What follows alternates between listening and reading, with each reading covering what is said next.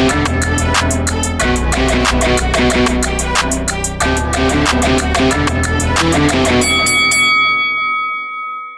guys, welcome to Boxing Squared for boxing news and views from around the internet. The prospect of Jarrell Miller facing Anthony Joshua next, it's looking increasingly remote. Some comments that his promoter Dmitry Salita has made to Boxing Scene don't really sort of indicate that it would be next, and I'll get to them because they're very interesting. Buried at the bottom of the story, see on screen here, this bottom part here, and I'll get to it in some thoughts. But also in this interview, there's a number of interesting comments that Salita makes about Miller being open to fighting Tyson Fury, Deontay Wilder, and that in itself I've got a few thoughts on because, remember, Jarrell Miller will not enter the clean boxing program, so how can he ever hope to fight Deontay Wilder? There seems to be this narrative of Wilder is ducking Miller or doesn't want it, but Miller, he's got the opportunity to get in there, get ranked, be in the conversation, but he won't. And also, if Joshua and Miller isn't next, then what's happening with Jarrell Miller, because he was meant to be fighting on January the 18th.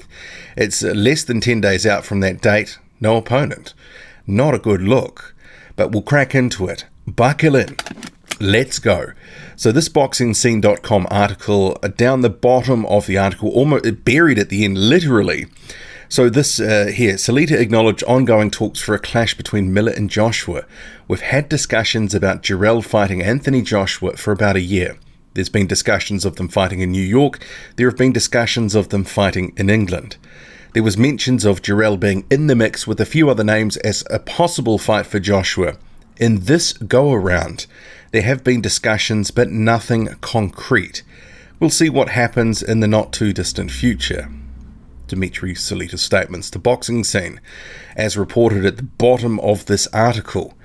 And when I read that, I thought, it's not exactly the sort of words of a confident promoter that his fighter is getting that fighter next.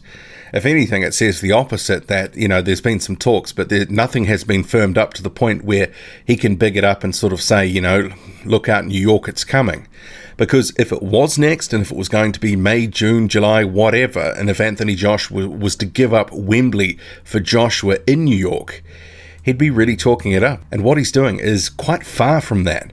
If anything, he's just sort of saying there's been a few discussions and nothing's really happened. But certainly Jarrell Miller, from the recent couple of weeks, with his promotional tour to the UK to build his profile with the UK casual market, you'd have to say, even though this prospect of an Anthony Joshua fight doesn't look like it's next, the promotional tour and all the talk that's been happening, bubbling away online, it has served to connect Joshua's name to Miller's, that fight is coming down the pipe at some point. Miller's profile probably has got a boost of sorts. What is going to be next? Well, it's likely to be, if it's not Deontay Wilder or Tyson Fury, and that seems unlikely at this point, well, Dillian Whyte, as we've all been saying for quite some time, that certainly looks like the next fight for Joshua, April the 13th at Wembley. And if you were to look at what Miller's been saying publicly and what Whyte's been saying publicly, if Miller was going to be in a fight with Anthony Joshua next, wouldn't he be doing basically what Dillian Whyte's been doing? Whyte has been all over the media, all over different radio shows, TV appearances and such in the past, couple of weeks, effectively ragging on Joshua, doing what an opponent would look to do to try build the fight. So only one of those two guys seems to be working towards the fight. And it's no real surprise, but I think it just, what's been going on confirms Whyte and Joshua is going to be next. And there has been some speculation that Alexander Povetkin and Alexander Usyk will be on that undercard. And actually, if that happens, that instantly makes that a must-watch card. I'm not, been there, done that on the main event, but it's got some interest for me, and I'm sure I'll get up for it closer to the event. But if there was Usyk and Povetkin on the undercard, well, that makes it a must-watch. And I think a lot of fans would sort of feel a lot better about that card if such a good co-main event was on the card. But in terms of the rest of this article, and we'll get to this before we get to January the 18th and Jarrell Miller. So talking about, this is Salita here, there are no roadblocks, to fighting Deontay Wilder or Tyson Fury. The heavyweight division is in great shape and there are a lot of good fights that can be made. Can Jarrell fight Deontay Wilder or Tyson Fury? Of course he can fight Deontay Wilder or Tyson Fury. The Deontay Wilder fight with Miller would show the world who is the best American heavyweight is. And Miller vs. Fury, I feel that would be two of the best personalities in boxing, bring tremendous excitement to the heavyweight division by trash-talking to one another in an exciting fashion. Jarrell wants to fight Joshua, Wilder and Fury. He wants to fight the best.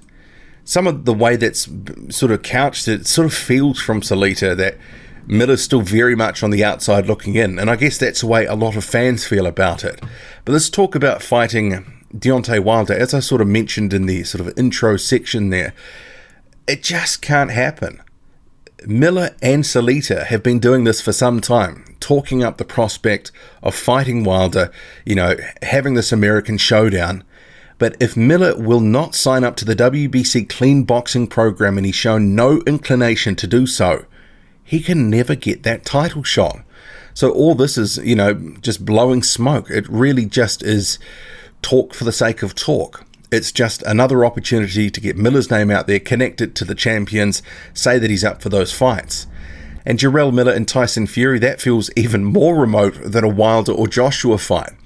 And the most likely option of those three options, Wilder, Fury, Joshua, is Joshua. But from what Salita was saying later in the story, it's probably not going to be next. But this whole thing about Jarrell Miller and Deontay Wilder, I always scratch my head. If Jarrell Miller doesn't want to be part of the clean boxing program, it just ain't going to happen. It's just that simple. And you'd have to ask yourself, why doesn't he want to be tested year-round? It certainly poses some questions there. What is his big issue? Is he just being cheap, or is there something actually that he's doing out of competition that he doesn't want people to know about? And I'm not making any accusations, but I'm just saying, if he wants to be fight Deontay Wilder, he has to be part of year-round testing, part of the clean boxing program. Okay, so we'll move on now to this third issue that I wanted to talk about. Jarrell Miller. He was meant to be fighting on January the 18th. He's been talking about knocking somebody out, and his opponent's been TBA.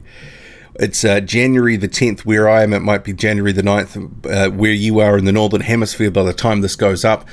It's not long now, less than 10 days out from the fight, and there's no opponent for Miller. Not a very good look. You have to wonder, is he going to get pulled from the card? And what leads me to sort of speculate on that is, this is a tweet here, this is from my Twitter, boxing_squared. This was from Instagram, Matchroom's tweet about that card, which is at the Hulu Theatre at MSG, January the 18th. So it tags Andrade, Algieri, Jorge Linares, Serrano sisters. But where is Jarrell Miller in this? He's not included in that. And if he was fighting, wouldn't it make sense that he was included in that too? Because they've tagged everyone else of note who's on that card.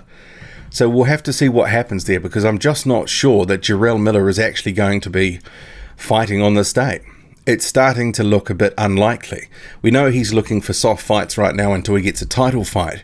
But at a week's notice or so, by the time they announce something, or even less, is it just going to be credible? Because a lot of us have already been saying Jarrell Miller, with his recent performances, although he's gotten 2 knockouts, hasn't been against anyone that we've wanted to see.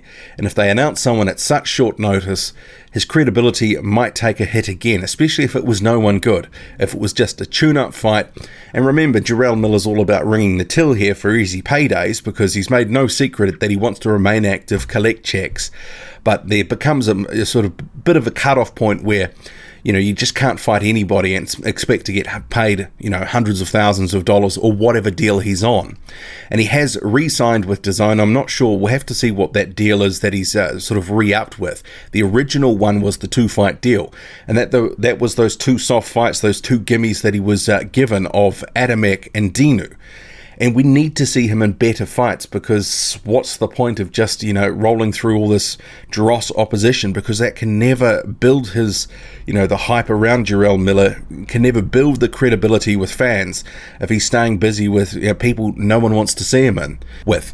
And I believe that's part of the reason there's not enough hype and buzz for an Anthony Joshua fight. Sure, Joshua might need to make a USA debut soon, but if they're going to need to actually work on Jarrell Miller to build his profile, his mouth just can't do it alone. So Jarrell Miller, if he's not fighting Joshua next, and he's not fighting on January the 18th, and he's hell-bent on trying to, get on the WBA sort of treadmill to try and win one of those 3 titles, what's the guy doing? It sort of seems to be he's fixated on the WBA winning either the interim or the regular belt. But in the meantime, he's almost been sabotaging his own career. He might have got a few easy paydays and, clipped the ticket there.